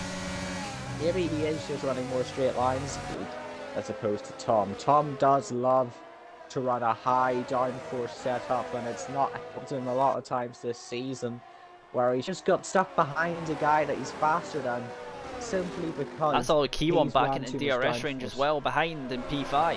So it's all coming back together right now. We have a 4-way battle for 3rd place again. That depends though on Vapid and his penalty. Will these other guys get penalties? Will they make a mistake and run a little bit wide? And then again, I mean, it's very easy to do on this track. The track limits here sometimes are not the most lenient, as I was finding out when I did a race around here yesterday. The track limits, yeah, not always the most kind to you. Well, we've got 8 laps remaining, so a lot can happen in 8 laps around here. It's the longest lap of the season, but in fact, since it is one of the fastest circuits, ironically, it's one of the shortest races. So we'll see what these guys do, or how they approach this. Meanwhile, while that's all going on there, we do have a battle going on pretty much at the back of the field between Button and Leclerc. Look, there's a little bit of the snaking going on at the bit at the front here while we're watching this battle, with Angelissimo trying to break the slipstream to Tom Gorian having absolutely none of it, and is still then within range, using a little bit of the battery to get himself a little bit closer. Key1, and meanwhile behind 4/10 is even closer to Tom Gorian than what Tom Gorian is to Angelo. This could be a great chance for a potential 3-wide moment. Are we going to see it? Are we going to have a here comes Sebastian Vettel moment type thing? Look at the amount of ERS that Key1 is using here. Tom Gorian, he's so lucky he moved across just right as P11 was going for it, so he's then lost the position to P11, but that was so nearly an accident. He is lucky to get away with that one. P11 though, as easy as you like, he has all the straight line speed in the world, and that's Tom Gorian again, running a bit too much downforce unfortunately, so he's able to stay in that DRS train, but he's not actually able to make the position. So yeah, I reckon he's probably going to be relying on penalties a bit more if he wants to get in that 3rd position. Indeed, Nano Key is not known for normally getting penalties. He's very, very consistent when it comes to that front. I believe Angelo is quite good in that front as well, but it's going to be interesting to see. Is Tom Gorian still very close though? Is Tom Gorian going to try and come back at the counter, for the counter in terms of trying to get himself back past? However, Vapid he's on the teetering edge. He's just surviving at points towards getting DRS, but he's struggling to keep pace with these 3 now in front. You can just tell sometimes the Vapid, he's a very consistent driver, but there is just some tracks on this this season where he's just not been on the pace. He's not been able to keep up with some of the guys here. Down the inside! Wide, and I think yeah, that's deliberate. That's tactical, that's very smart from Angelo. He really wants an exciting Now, how much straight here. line speed does Key have here? Because this is going to be the most crucial thing in the world. Key1's picked up a penalty! Oh wow, that's what I'm meaning with Tom Gorian. He is going to be relying on those penalties, and it is working out for him. He's going to go right back up. They're side by side still. I think he's just got that past. I mean, I was just talking up how consistent he actually is, and I wonder, sometimes, from what I was hearing, sometimes he could get straight penalties from this, but I wonder if that's what's happened here, or if something else there has happened that's caught, if he's got those accumulated warnings that you can very easily get. I mean, some track limits, there goes Key. I think he's just spun off the inside curb, the outside curb of No Name there. Yes, has collapsed so quickly. In only 4 corners, he has went from a podium almost certain for it. He was looking so fast and he was going to get past Angelo. But then it all just unfolded so quickly. It was such a shame. He was driving so well. And it's now a straight fight for 3rd place between these 2 guys, Tom Gorian and Angelo. No P1 want to get involved here. So what will Angelo do? How will he fight this one? He's nearly outside of that 2nd, but I think he'll just about get the DRS onto the main straight. Vapid still kept himself within a 2nd as well. I mean, he's just surviving in about the edges of that 2nd zone at this moment in time. Tom Gorian is still going to have that as touch. It's another penalty for Kirby. He's now on 6 seconds himself. I believe Leclerc does have more penalties than him behind, as XCR Senna is also involved in that battle for what is P9 at this moment in time between the AlphaTauri and the Mercedes. Meanwhile, the battle at the front, Angelo has closed up once again. Now, can Angelo force Tom Gorian into making a mistake and potentially getting a warning too many and getting a penalty potentially here? Tom Gorian doesn't do penalties, I reckon. I haven't seen him get many time penalties throughout the season, apart from maybe Abu Dhabi, but that wasn't for simply running wide too many times. He likes to keep his car on the circuit, so indeed. So we're coming to... Oh, there's a Senna with another time penalty. I believe he's in about 15 seconds. He's going to get disqualified at this rate. If I was him right now, I would just pause the game. Calm down a little bit. Drive. Sure XCR we can technically do on the softs. I don't know what he's up to, but he's going for fastest lap, I suspect. Might be calling into the next room. Oi, son, can you have a little bit of an accident, please, for me? I'm not sure he can technically do that, even though they're in the same household, but yes. Well, you never know.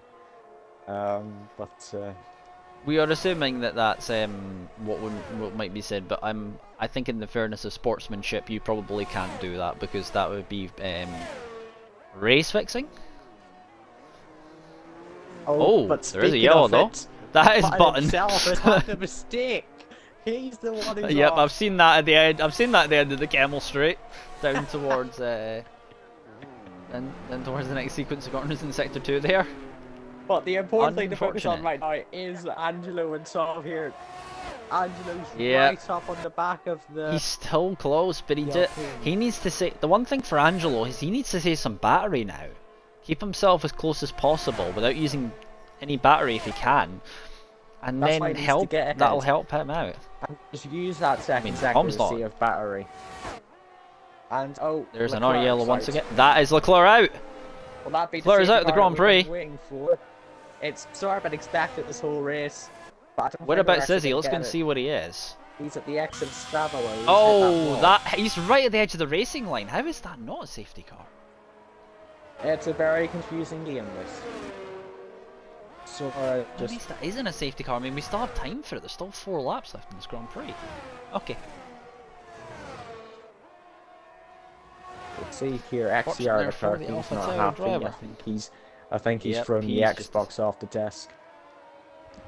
Yep. Everything's gone and everything's gone in the bin.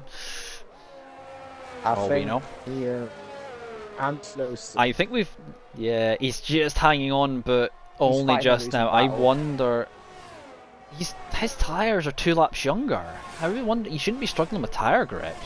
Well, maybe if he's running less downforce, that means that he'll have a bit more tyre wear because he's fighting the car a lot more to keep up with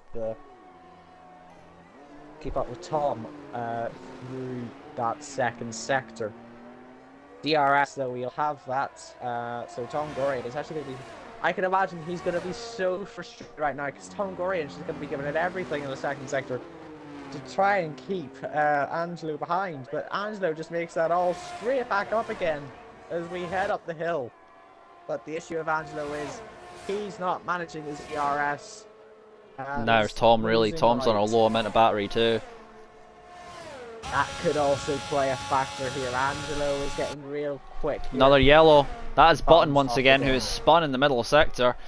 I believe in the run toward the corner just before Stavolo. I believe he's actually spun in. I reckon he's done a full 360 there because he's recovered very well from that. And Indeed. I think now, I believe he's about to be lapped by Sora as well. I believe now Angelo's lost his podium. Hmm. I don't think he's gonna be Angelo's in DRS range at the end of the. He's got 7/10s, he's just about keeping up, but the thing is, if he drops out of DRS, that gives opportunity to Vapid behind, who's 1.2 seconds back, or around about that range, and that allows potential chance for the Williams driver. Tom has been fantastic today. He's been really fast. Obviously having the qualifying ban after his incident. XCR Button is out. On retiring that's in pit lane. Yep, that is within the pits. So down to just the 9 drivers left in this Grand Prix. This is exactly what Tom Gorian needs, a redemption from the last race where he was having the incidents, and he's having a nice clean run today and he's up into 3rd place. Actually, Angelo is getting right back.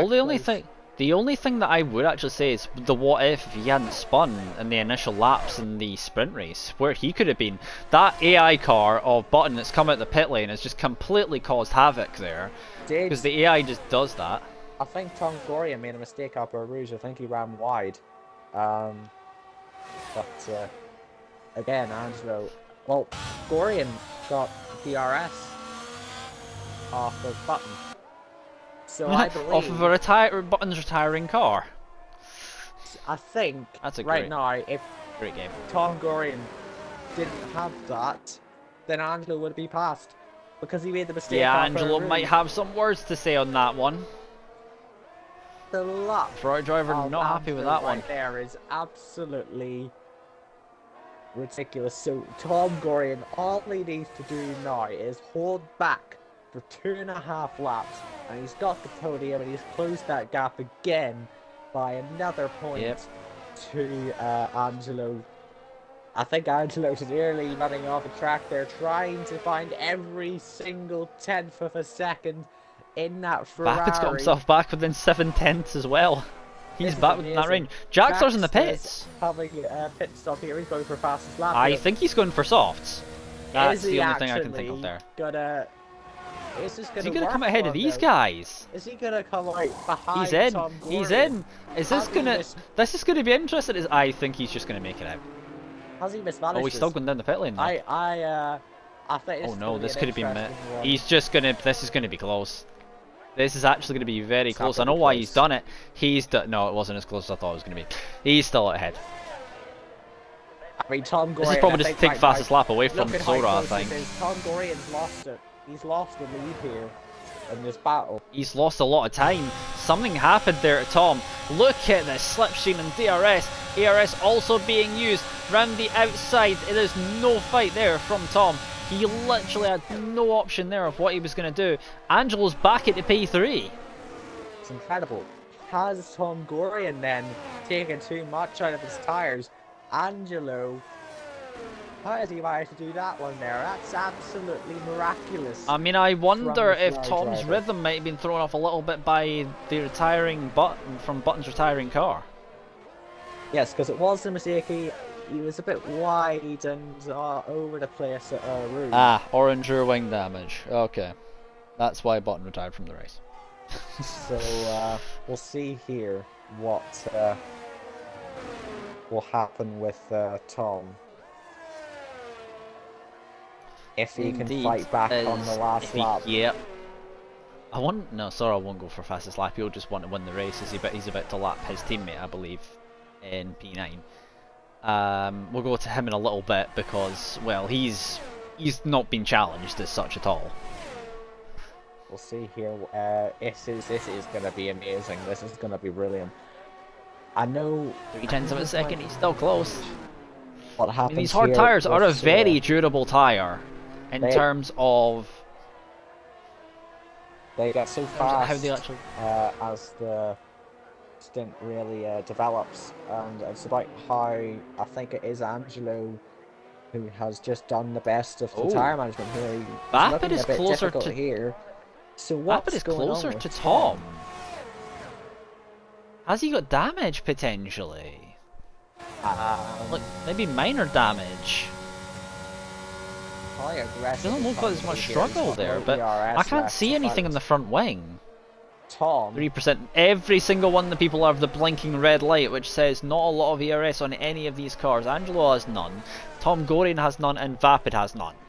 Angelo's really slow there through the chicanes. So Tom's going to have to go for a bit more of an adventurous approach here if he wants to gain this position. I think TMS Sora is about to go through the final sector here. He's going to win this race nice and easily. I will get to him in a little bit. We'll see that one, see if this battle, what eventually happens to this battle. I think this battle is just, I think this may be stalemated at this point, unless Tom fancies going for a Daniel Ricciardo send down the inside at any point. This could be the actual result. It may well be the thing he has to do, as I believe I'm going to go back to Sora for just a second, because he's about to cross the line and win, I believe, what is his third race of the Grand Prix. But that's probably, that's a well done to him on that result. But what is going to happen here? Has Tom Gorian, he is using everything he has in his locker left. Oh, this is going to He's gonna run out of battery. Dive into the chicane. I think he's close enough. No, he isn't close enough. There's Jack Sorbo with the fastest lap of the Grand Prix for the extra point, but Tom Gorian isn't close enough to make it, and Angelo will just keep hold of the podium. Vapid will be P5, but I think that's going to be enough for him for the championship. Vapid Poot 74 is the RFL Season 8 champion. He has got all the points he needs, and there's 2 rides left. I can't catch him. So, that's your winner, ladies and gentlemen.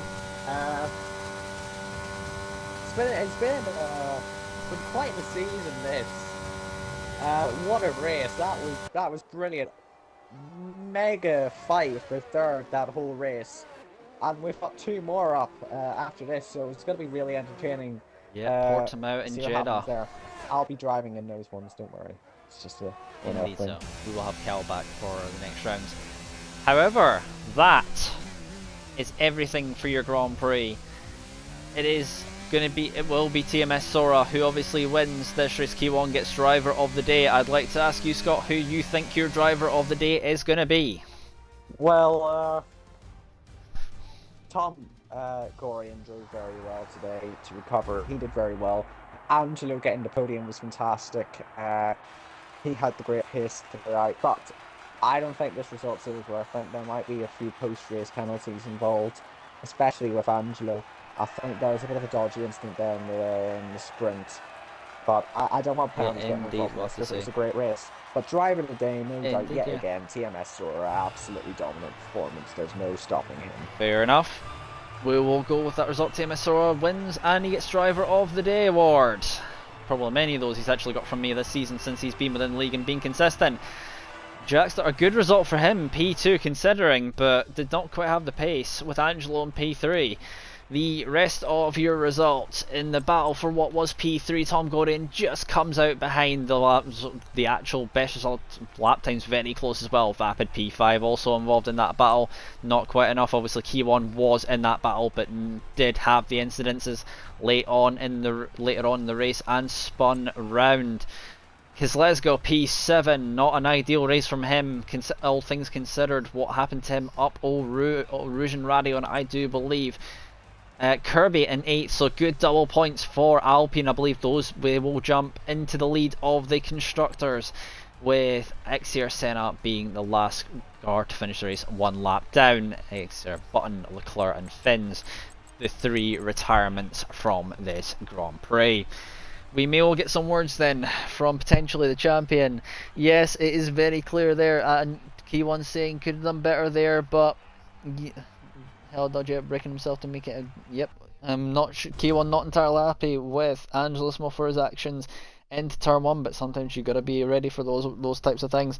Vapid happy with his result. We will see if I can get the thing to happen. As there's RFL to join session. Nice one game. Let's just see.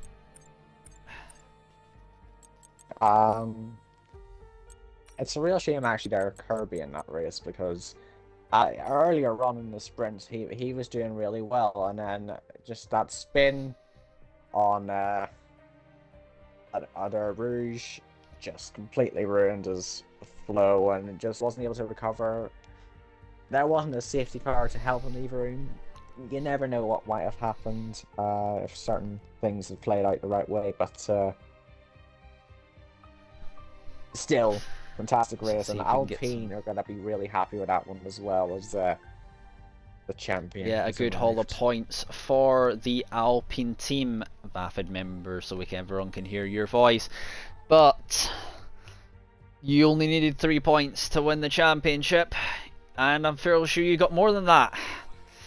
So I'm fairly sure you are the RFL Season 8 champion with 2 rounds left to go. Congratulations, how do you feel?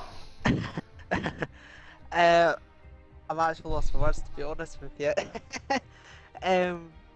Yeah, overall I didn't know I had the pace coming into this race, but you know, it's been a season's long dual battle, and you know, Scott had to give me a good run for the money for the first half of the season, and you know, when he turned up, it was always close racing. But yeah, today wasn't my finest race, but the hard work was done earlier this season, so I'm really happy with it. And to finally call myself RFL champion, which I've been wanting to do to achieve for a while. I'm really happy with it, and you know, at the start of this game, I didn't think I was going to win another championship, and to win 2 and now become a 4-time league racing champion, I'm quite shocked at that, to say the least. So yeah, overall I'm really happy, and I probably want to start screaming, but I probably don't want to do it right now because I'll probably get the Twitch cancelled. But yeah, no, congrats to the other guys as well, and Scott for having a really good season as well, and yeah, I'm just really happy with it. So obviously your championship, the nerves have been settled now. What is your mindset going into these final 2 races of the season? I'll be aggressive as hell. I'm just glad it's done.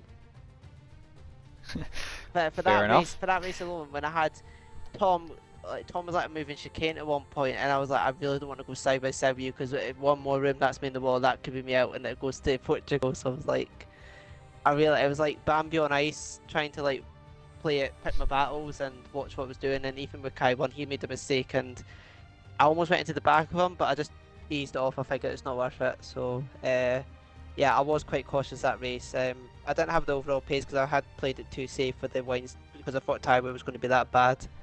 And I was generally catching up to the guys, but they just had too much trailing speed. I couldn't do anything. So yeah, overall I was cautious this week. I just wanted to finish the race, but I'll be back fighting spirits for the final 2 races. Thank you very much for your words of wisdom there, Vapid. Congratulations on the championship. Thank you. Obviously, no pressure really on your actual shoulders for the remaining races of the season. Obviously, I believe we will be moving on to Jeddah, I believe next. No, I think we've got Portugal then Jeddah. Portugal next. So Portugal up next. I don't know why I said that one. But we will be taking to the Portimao circuit in Portugal, obviously. A circuit many drivers have not raced on before. But it'll be interesting to see how it all shapes up for for that next, and then obviously the finale we will have I believe the week after in Jeddah to round off the season. But from me and Scott here this week, obviously we will have Cal back in the commentary box next week. He was just away on holidays this week, I do believe, so we will have Cal next week in the commentary box once again as per the normal route. But this has been RFL round number 22 from the Spa-Francorchamps circuit in Belgium. And unless there are any other final words from this race, we will round off the stream. If you have any other words, just say now. Good race. Well done to the champion. I will beat you next season, though, Vapid. That's a guarantee. Well, I might not be racing next season. them fighting words. Anyway, we will round off the stream there, so we will see you next week in